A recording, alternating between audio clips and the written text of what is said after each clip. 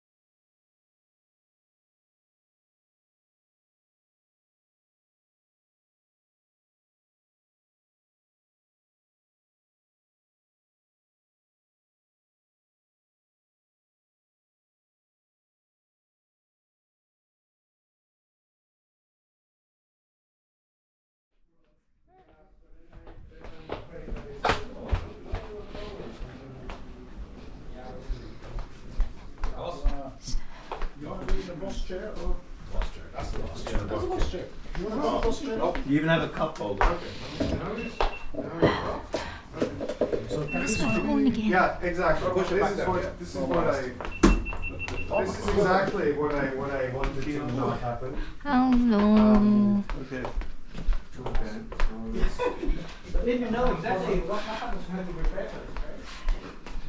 I cannot possibly prepare for people not following instructions. You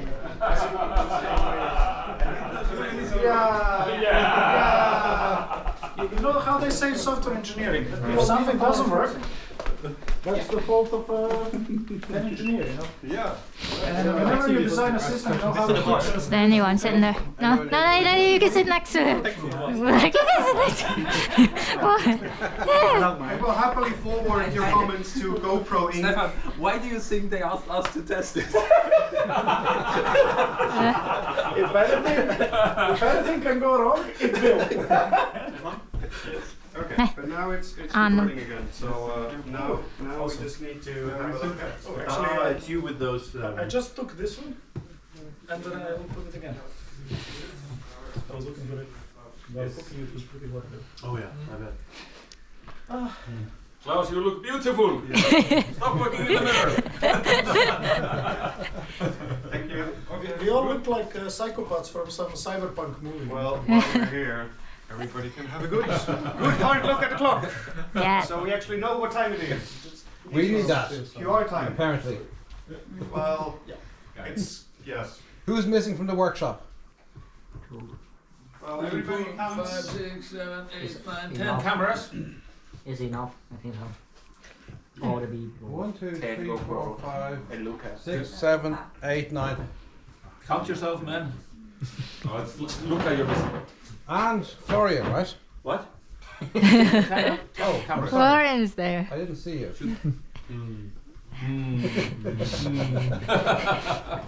Squeeze in somewhere here. Yes. Yeah, totally. And moving. 5 stationary. Okay. Okay. Can you control it from here? No, I have to stand up. Okay, let's go. 1 hour and 5 minutes late.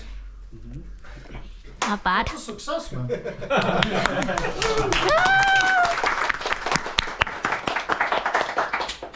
Castle.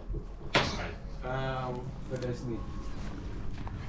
I wanted to book a castle, I couldn't afford it.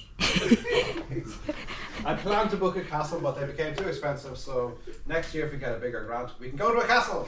Yay! Castle proper. We can have a brainstorming like session. There is or at least there was an acronym at some point. But we can do I it don't think again. anyone wrote it down. But there's a conference called Castle, right? No. Yeah. Yeah. Experiment. Castle experiment. We talk about life castle. Yeah, life.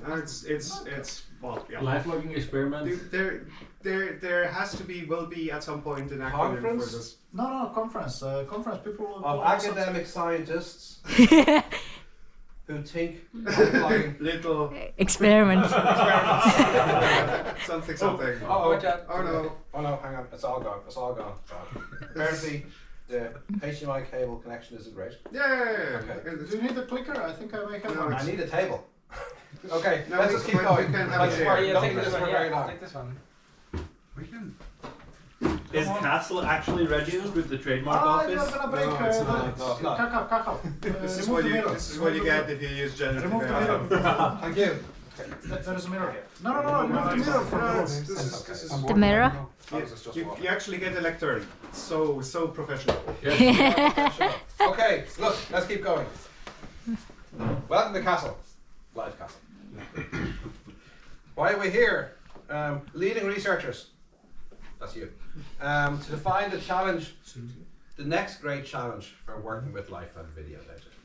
The background is there was a call from SIGMM for expressions of interest for some multimedia related activities for the community, right? And Klaus decided to put in a bid and I worked with him on it. And that bid was successful. Yeah. It led to this. I think there were 4 or 5 bids that were successful. We saw that at ASA Multimedia last year, or this year a few months ago. And the bid was successful on the basis that we host a workshop to define a challenge for ACM Multimedia Conference in Dublin in 2025. That is something to do with live vlogs and video. That's the challenge, right? That's why we're here. We then decided it wouldn't be great, rather than just have a workshop, to have a workshop and data gathering experiment at the same time. Hence, we end up in the end of the world, at west of Ireland, where nobody else exists, and that's why we're here. Okay, that's why you're all wearing cameras. And not every camera is straight, but let's just go with that. Arising from Castle 24, i.e. this week, we'll run a new challenge at ASA Multimedia in Dublin. Yay! New challenge. We will release an epic new data set for the community to use. And we will hopefully, in the course of the 1 hour or 1 hour and a half every day this week, we actually spend in a formalized workshop setting to find the next steps in video live vlogging research. Okay? Identify how to support the community to grow and be more impactful. That's why we're here. Okay? So there's a work element, there's a data gathering element, and there should be a fun element to this whole thing too. Make sense? Yep. Yay! Woo! Woo! Okay, that's probably quite loud here. The plan for Castle 24 today, 3rd of December, isn't it 3rd of December? Yes. Yeah. Of an unnamed year. We will begin workshop and data set gathering. I wrote these slides last night. This 24. Also, on the previous slide, you said, well, next year in 2025. And there's also the Castle 24 there. Yes, Okay, we now know. Okay, we can't change it now. Castle 24, which is the 24th edition of the Castle workshop. So we're going to gather a data set in which every participant engages in a realistic and safe POV live logging of everyday activities. Safe because we're not going out interacting with people. Okay? We're in a closed and a closed, quiet environment. Rules we have to follow, which Luke will run through with you, include things like not wearing the cameras to the bathroom, stuff like that. We just don't want to know, right? Wednesday the 4th, Thursday the 5th of December, we continue doing what we're doing now. We'll have a large breakfast, we'll continue to gather today, set and continue to have our workshops. And Friday the 5th of December, you tend to finalise the plans for a grand challenge, chart the way forward for the research community, define the next steps for this group, what comes out of this, and then finalise the data gathering, which will happen over the coming month or two, because there's quite a lot of data, quite a lot of work to be done on that. And then Saturday we go back home. Okay, so that's basically it. We have a social activity or two. We're going to the smoked salmon factory. It is the only activity in this area, so enjoy that. It's the best activity it's like the It is highlight of the area. Yeah, it's 5 kilometers away, so it's not that far. And that I believe is at 3:30 on Friday. And on Friday night we have a banquet of sorts in Kyo's down the road. That's it. Okay. You want to talk now? Of course. Then I'll jump back in again. Thank you.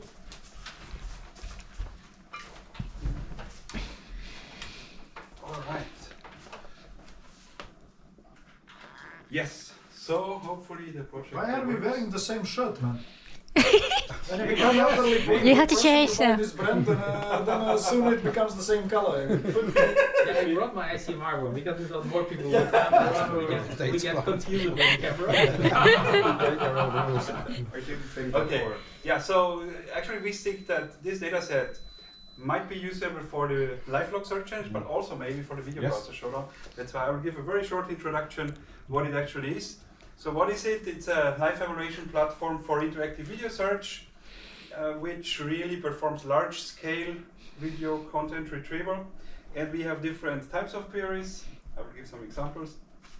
And we have a competitive setup because we have not only a large data set, but we have also a lot of participants. And yeah, it's going for several hours.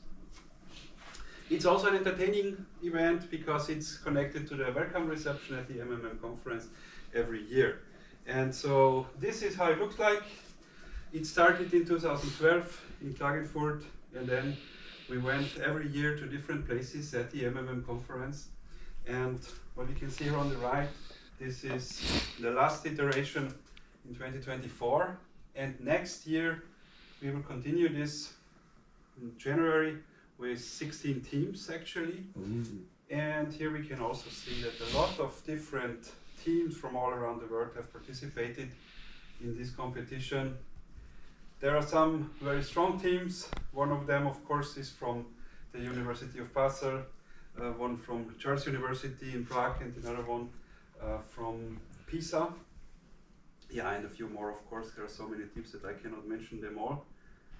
And the query types, we have known item search, where you know what you are looking for visually, also textually, the second one. So that would be a visual example. And teams need to find this as fast as possible and only see this small clip. And the textual one would be a description like, a girl and a man run up a small hill. There is a flagpole with a Canadian flag on top. There are white, green benches, a lamp post and stairs up the hill. The flagpole is on top of a stone structure with a cannon. I think this was a very challenging task actually. I could hardly imagine how it looked like. Yeah, and that would be the scene. Take some oil, take some man. Right. So we were going to see the flagpole. It's the Canadian flag. Right. Okay. And then we have visual question answering. And somehow I did not have enough time. But we had question answering excuses. like this. How many nights do we see passing in the video until this segment? I think this is very interesting because you also need the video playback functionality and quickly go over the video. And of course you need to understand that the darkness outside could be an indication of how many nights you see in the video. And we have... Right, let's not play too much music. Not too much music. Okay. You get maybe mute it. There Well, we go. if the, Perfect. if the license of the data set is okay, then this Okay. this should be Yeah, I all. think so. Yeah, Yes. okay, yeah, you're right, okay. Video Exactly. okay. Well, it's It should be. From Yeah, this you should never be. know. Yeah. it should be. All of these videos are Creative Commons licensed, Exactly. Yeah. but We're relying on somebody else. Yeah. we're yes. Okay, Some, fine, it's okay. some of I these think we're people okay. who make these videos are not entirely versed in the intricacies of licensing, so there may be. They're not all lawyers? They're Look, I talk to lawyers too much. Okay, yeah. Anyway, so this is from V3C, should be fine. And then we have ad hoc video search where we need to find as many as possible items for a specific topic. And I don't have any example for that, but Luca mentioned the data set. Here we can see the different data sets that were used over the years. We started with only 30 videos, 38 hours. We went on to 100 hours and then ended up last year with 2,300 hours from the V3C1 and V3C2 data set. Plus we had the Marina video kit. I'm not sure if somebody of you knows how much hours are there, but I think tens. I think it was 14, 15 14, in the first yeah. slides, and again as much in the second slides that were. Is that 40? Or 14? 14. 14. Yeah, okay, so I we think have we're up to about 30-ish with the current one. with the addition that Okay. comes in this year. Yeah, so this is the final one here in 2025. We will have the MVK2 with this amount, and then we have the full V3C collection with overall 3,801 hours. Yes. And we also have the medical data set, the laparoscopic hysterectomy with 100 hours. And yeah, this I think will be a great challenge in 1 month roughly. So we may have in 2026 a lifelong challenge as part of this, right?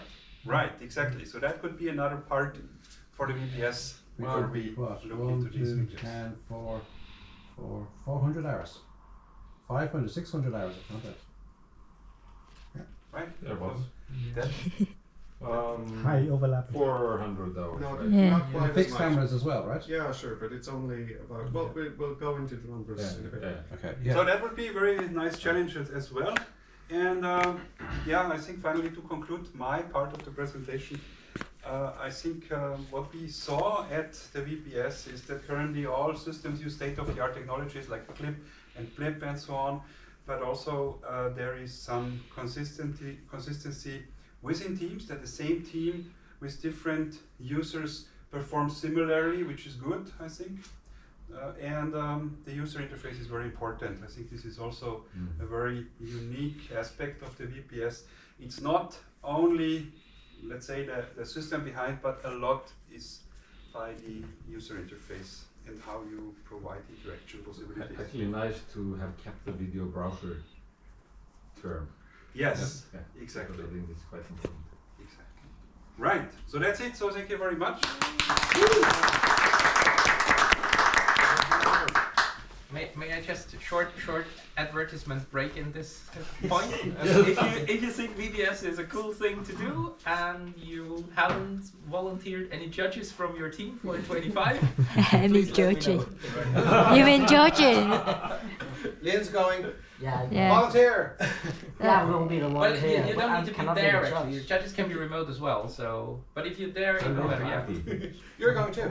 I can do it remotely, but what time in Tokyo? It's actually quite convenient for European time because it's afternoon, so it gets into the morning Good and morning here. Well, 9. I can do it remotely. Andy. Andy Leibniz You here. guys Yeah. talk to Andy. He to could get be a one good there. judge. yeah. Well, check with him and let me know, please. Yes. Yeah. Hmm? Okay, let's keep going. Remind me to remind Klaus to remind me. I want to follow up with a short few slides about the LifeLog Search Challenge, motivated by Gordon Bell's work on My Life Bits. So Gordon Bell built a lifetime store and was built inside of a database. You could query it through a nice interface. We want to take this into the community as well. So over the past decade or so, we've run a number of different challenges at NTCAR in Japan, Image Clay in Europe, and the one we want to talk about today is the LSC LifeLog Search Challenge. really motivated by the Video Browser Showdown Challenge, which was so successful.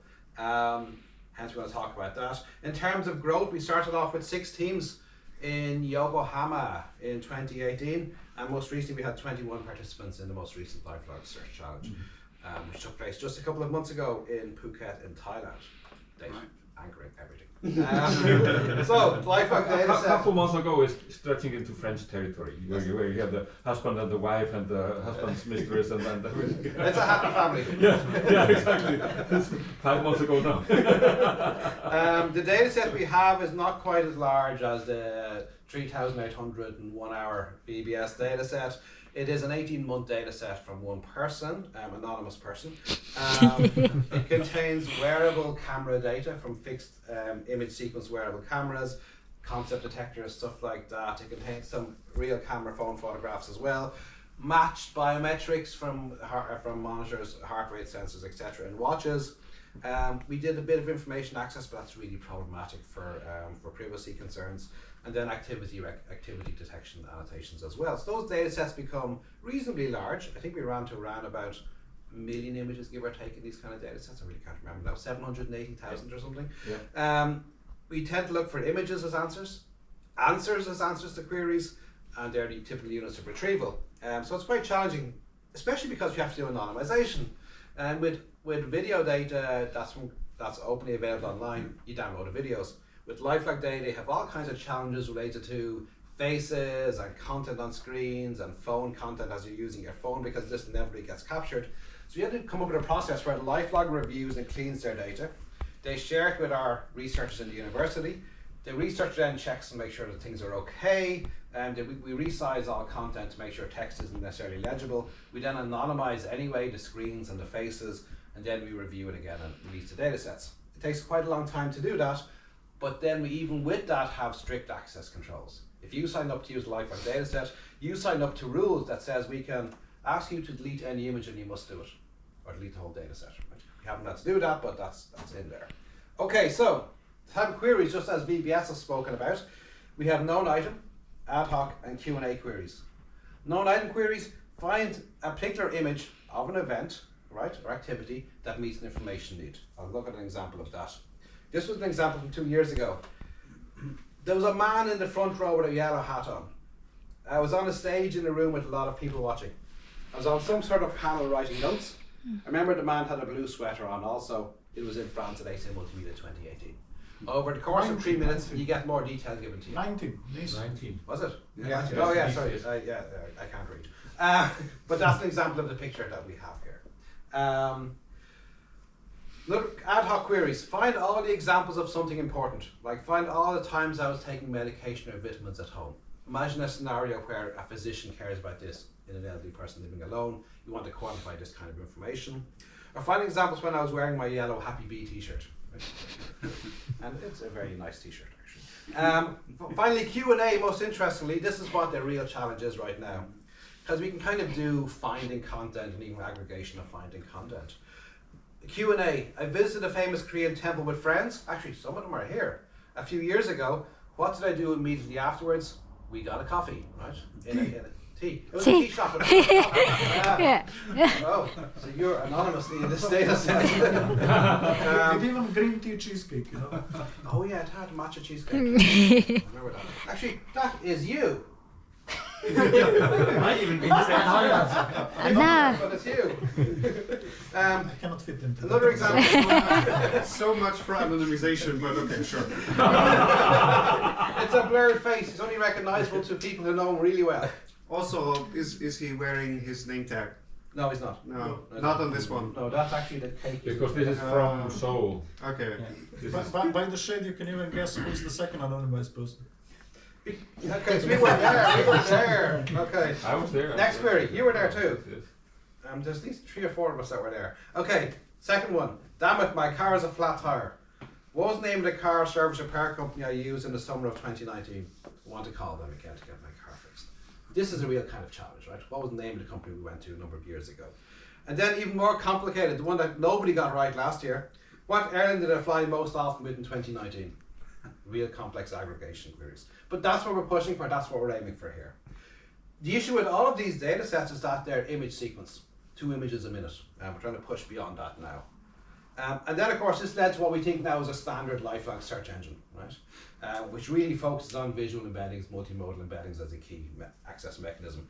Once again, intuitive interface is really important, just as Klaus said for the VBS, and a lot of the other stuff that goes inside of this. If you want to find out, there's lots more papers available at the LSE website, so you can have a look at that certainly. And then I'll just say thank you, and let's kick off the workshop. Thank you. Let's go! We're going to have Luca to tell us what we're doing and how we should do it properly, and all the mistakes we're making or we shouldn't do. Okay, so I didn't have slides for this. This is more going to be a bit of a show and tell. So just to give you a bit of technical detail on how this all is actually working. I mean, you're already all wearing the cameras, but just so that you all are aware what you actually have. These are GoPro Hero 10s. Yes. They're equipped with a 256 gigabyte SD card, and they're set to record at Ultra HD 4K in 50 frames a second. Continue. Sorry. Gesundheit. This gives us about 8 or so hours, depending on what's actually going on, of recording capacity per camera per day. These recordings are not necessarily continuous. You can interrupt them at any time. Whenever you're doing something that you may not want to be on the record, you can interrupt this at any time. Again, important, just pause the recording. Do not turn off the camera, because if you turn off the camera, it goes out of sync, and all the timing issues, and it might also then complain about starting up. It has some not enough power issues because it's not actually powered from the internal battery. It is powered. Just a hint, also do not touch the touch screen. Yes, try not to touch the touch screen because it is very swipey, right? You might accidentally change the mode or something, so try to only use the top button. Also, it is blinking whenever it is recording, so I can now see, when I look at all of you, that all of your cameras are actually blinking, so all of you will recording what I'm telling you. If you happen to see somebody walking around and their camera is not blinking, do let them know, because that might not be intentional. Do you also have a feeling of this Strange Days cyberpunk movie? Do you remember that one, 20-some years ago? I don't know. Cyberpunk I movie. didn't see it either. What is it called? Okay. It looks, we all look reasonable though, right? Yeah. Honestly, I thought it would be weirder. Yeah. Could be worse. Right? Could be worse. Could be worse. So, in order to facilitate this long form recording, you are also all wearing pouches or other types of batteries. So this is a 20 amp hour battery. It has plenty of capacity to run this camera until the SD card is full. We will recharge these every night as well. So every night, data is copied off, you get the fresh SD card and the fully charged battery back in the morning.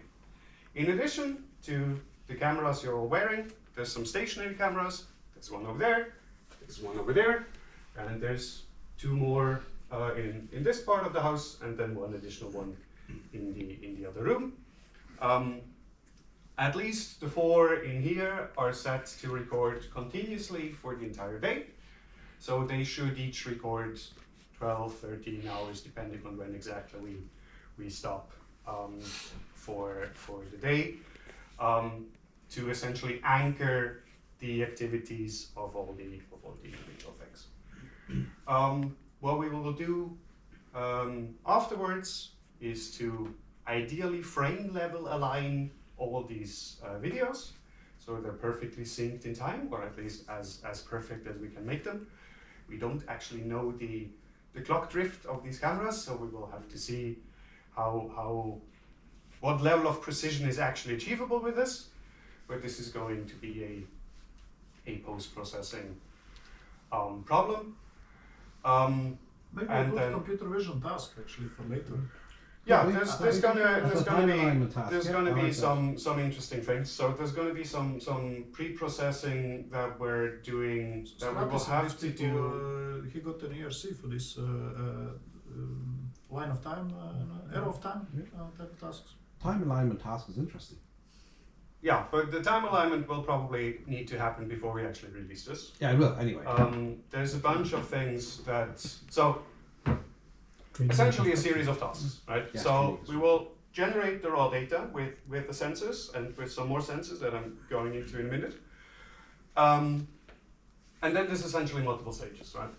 There will be some processing on this that needs to happen before we release this, just in order to say, okay, this is the data set, this is all the data augmentation we already did, this is what you can work with. And then afterwards we have two parallel streams in activities that are already set up to happen next year. One being the challenge and the other being the hackathon. And we'll go into this in a bit. But especially also the hackathon will be able to do more data augmentation. So this is also something that we will have to think about, have to set up. We can even maybe do some prototyping throughout these days, just to see what are all the processes we actually want to do with this. In order to aid with the time alignment, you have seen I went through with the notebook before. We have two clocks that are set up to be machine readable. So every time you start your recording, I would ask you to go and have a look at the clock, because that will help us figure out when exactly in time your recording was, because the wall clock time in these devices is not the greatest. It is not super precise. Even if you set it as precisely as you can, at least with the manual interface, it will be set to the minute. And with 50 frames a second, there's still a lot of frames that you might be out, right? So the machine readable clock with the QR code updates roughly 5 times a second. So this gives us a much more precise window to actually align these things. So in time. ideally we should turn on the cameras in front of the clock. You should probably turn on the camera in front of a mirror, just to make sure that it's pointing roughly where you expect it to And then point. zoom We have a bunch of mirrors around here.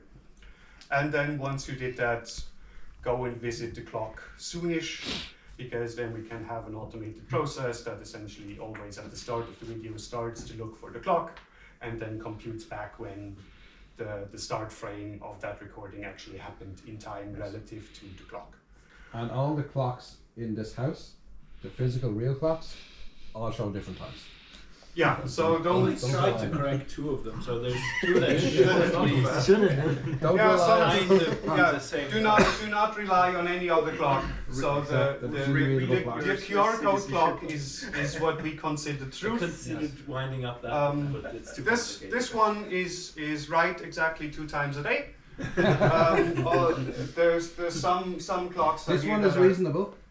You must have done Yeah, that. I said that one. Yeah. There's some clocks in And the here one that in are the never kitchen. right. Yeah. Yeah, time is difficult with this, right? What this is also recording is audio.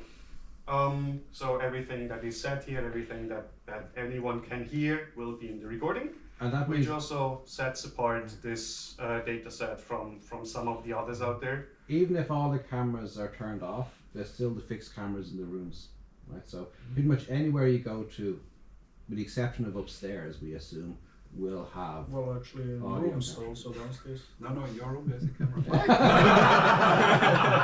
Yeah. I knew it. That's why the door was open. He said it for the second time. I have to check them. No, so essentially, right? There's the individual rooms, which are supposed to be camera-free zones. Everything else out here is essentially expect to be on Yes. camera at any point. Everything you say. In will be time, captured. anything you say, anything you do within the public area is So is on basically, camera. the experiment is called how to get a soul fired from the university. That is That is entirely very up to possible, you. so let's not try to have that happen. So yeah, behave yourself. So these are the main sensors. We have some other things, right? So all of you are wearing a Fitbit. This will record some very basic activity and biometric information that we will also endeavor to time align as much as we can.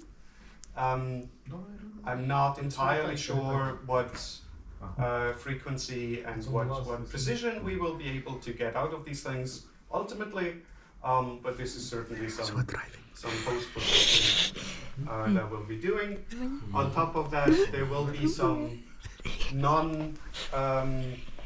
streaming data, so we have some, No, I have the same. other photographic cameras that we can take some pictures with, and some other sensors just to record some bits and pieces that can be used as augmentation. And then of course all the things that we will be able to extract from this data, and especially from the aggregate across different views. But when you're looking at me while I'm looking at you, this gives me ways to infer things about you that you would not be possible to infer from your stream alone, right? Yeah. These sort of things. I have one question. So what is with the charging of the? They should last for the whole week. The idea would be that these do not need to be charged throughout the week. They should last. If you notice it going low, please contact any of our helpers, and then we can have them charged. These things, so the battery packs need to be charged every night. The other things should be good to go. Ideally, we tested this, it worked in the test, but then again, we will see how it actually behaves in this setting, and we might need to adjust as we go along. Okay. The whole point of this is, again, as we've already briefly mentioned, to, at least initially, use this for two upcoming activities, both of them associated with ACM Multimedia 2025, happening next fall. One of them being a more classical thing as a grand challenge, and the other thing is a more interactive, more experimental thing, and we want to have a hackathon where people interact with this data. So the grand challenge has more of a data analytics flavor to it, as in we will give people the data set as is, or as we will be able to prepare it in time. Probably February or March, you guys? Ideally, sometime within the first quarter of 2025. Can you tell us what preparing means? Because you said substantial annotation is going to happen.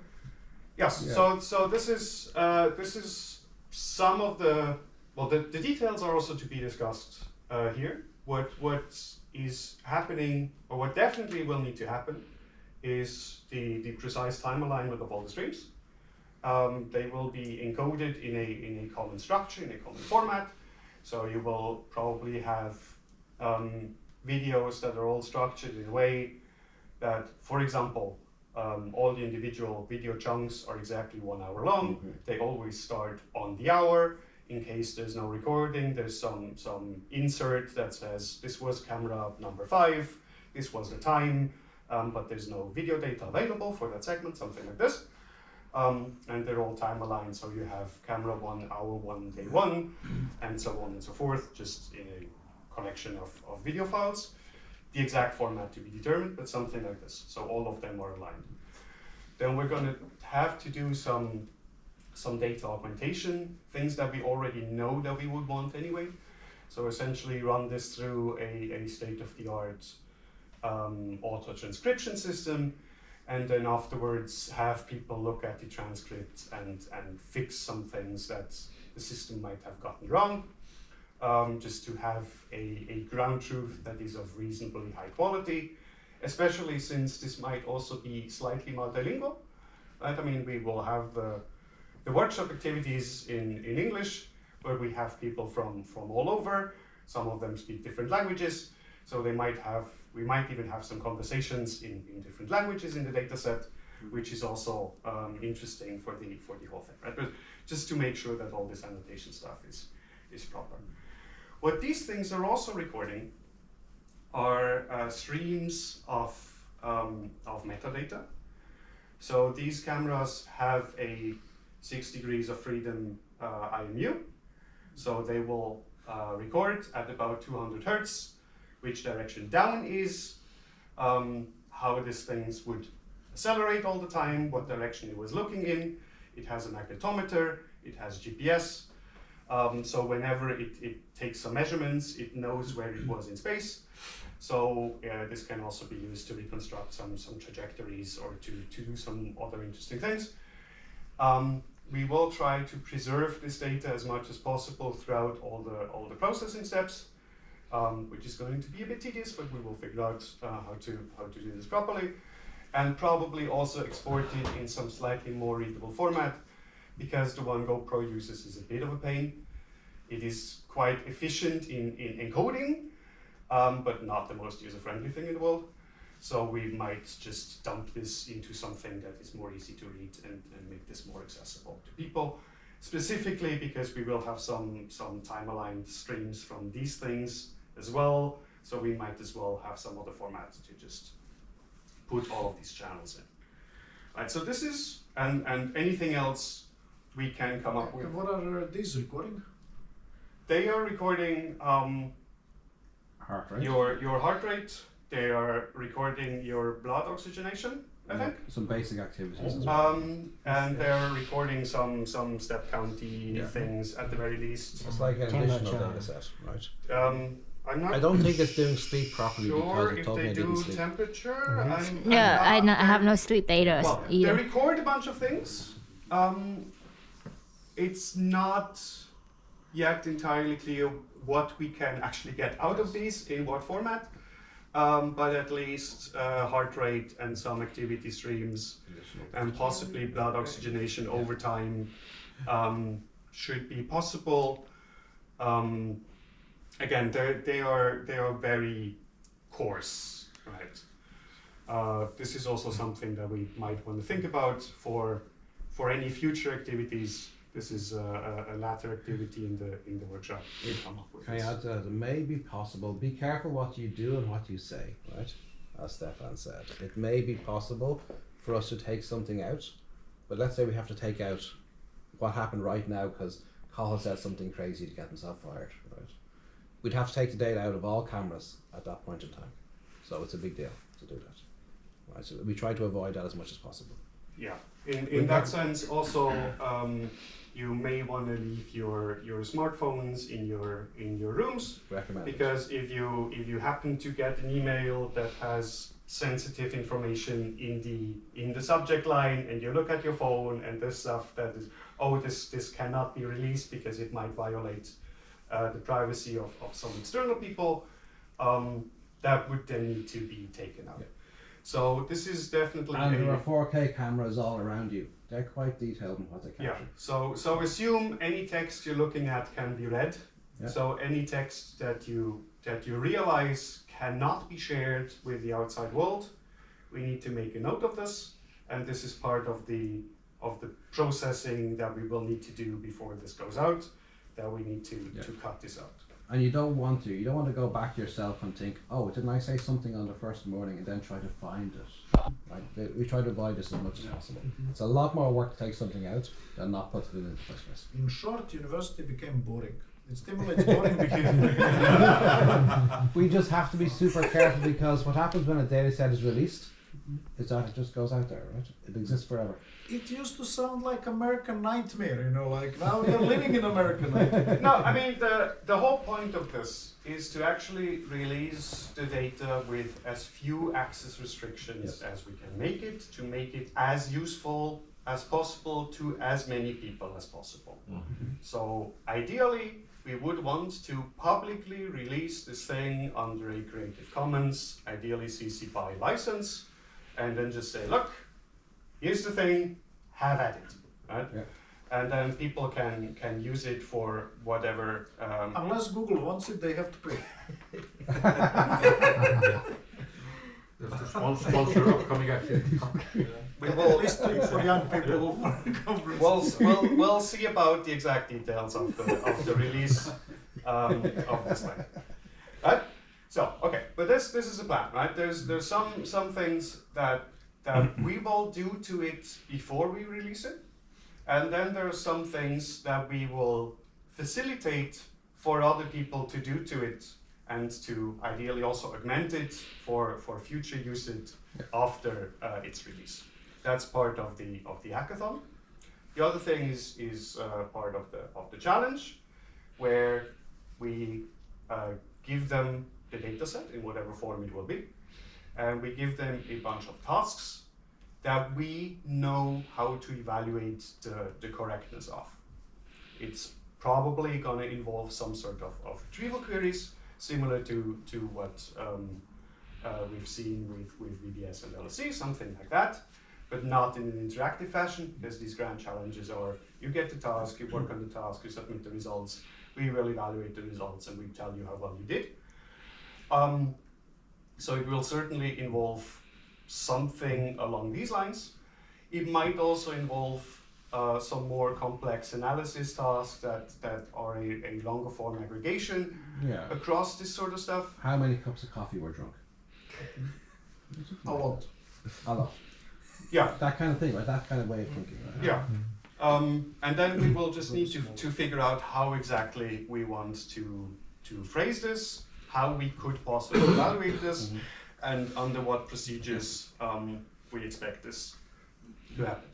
The interesting part is that the whole process will be somewhat self-documenting, because the whole process of setting up this challenge and defining the precise task of the challenge will be part of the data set that will be used for the challenge. Right? So people can get all the documentation they could possibly need, because they can just watch us coming up with the details. So basically, you just give out data sets and say that the challenge is in the data set. Yes. Yeah. Essentially, yes. Don't find the queries in the data set. Essentially, yes. Right. Find the time we came up with this particular query. Yes. So you just find the query in the data set and then and solve the query yourself. Find all the queries. Right. This is hard modes. You're not going. I think this is really amazing. Also for this, I would say, it's not new. We've always wanted to go fully, I would say, unsupervised with everything. And supervision can only get you there. But we have so much data now and even overlapping streams. Yes. I think this is going to be super kind of interesting for self-supervised folks. And right. Yeah. Yes, and I mean this is only the first step, right? Because this is all off-the-shelf hardware. So what is also an intent of this workshop here is to think beyond what we're currently able to do. What's the next workshop going to look like? And see if we had infinite budget and infinite time, what would we want to do? And then essentially boil this down to, given that we are presumably not going to have infinite budget and infinite time, what will we be actually able to do if we plan for doing this again in a year or in 2 years? So I think maybe even more ambitious goal would be in order, because you remember the first session at AC Multimedia? They were talking about future and about multimedia agents and so on. I think maybe we have to even think, hey, not in terms of how do we want, actually that's what they would like us to think about. How would we like the entire field to start moving, at least in with regard to one of these lines? That's what the hackathon conversation at AC Multimedia was about. There was that particular invitation workshop where the hackathon came out of. That was all about the future challenges for the community. Not only this workshop, but kind of in general. Yes, exactly. But all of this hinges on actually having concrete material to work with, and this is going to be one set of data, right? And this has properties that will be unique among the available data sets, because this is not going to be the first POV activity data set. There are a handful of these, and they have been studied quite a bit. But all of these have the limitation that they're either longer form activities in a very confined environment, or that they're very diverse activities in diverse environments that are completely disjointed. So you just have a few recordings of a few minutes, some person doing something, and then this is gone, and you never know what happened before or what happened after. Usually, this is also happening in public, therefore it's heavily anonymized. You are never having people. Time to move. Look, it's taking long. You know? Yeah. I think we need to get coffee soon. We need to get coffee. Let's keep going. There's gonna be coffee. Well, we will hopefully not run out of coffee. But then again, we might also be able to do things like when did I have coffee? Predict this solely based on my heart rate, right? Things like that. It's going to be epic. There's Long so ago, many things we can do. Yeah, right. So again, the thing is, this will have overlap with types of data that exist. So we will also be able to take inspirations on the kind of tasks that people have been doing with other types of data that has the overlapping aspects. But this is going to have aspects that do not exist because we have many people in the same environment interacting with each other and with the environment. And we have the first person view of all of these people. Yes. So this is something that is unique, that is not currently possible to do with any of these data sets that exist. So this will allow us to do new things. And the whole point of this, and also of day one today, is to start a discussion on what all these things that we could leverage this for might be. So ideally, and what the agenda says, that we essentially threw out of the window because we started an hour late, is to today start this brainstorming, this ideation process jointly. And then when people want to discuss this throughout the day, please do. And we will have another round tomorrow morning where we essentially gather the various things people came up with and then go on from there. And we have some more discussion points on hackathon things. The plan is about 90 minutes every morning of workshop. That should lead to a proposal for a grand challenge at AC Multimedia and a proposal for a hackathon at AC Multimedia. And the idea of what would happen for Castle 2. Wait a second, when you say hackathon in AC Multimedia, we don't normally have hackathons. We have different formats. No, exactly. This is new.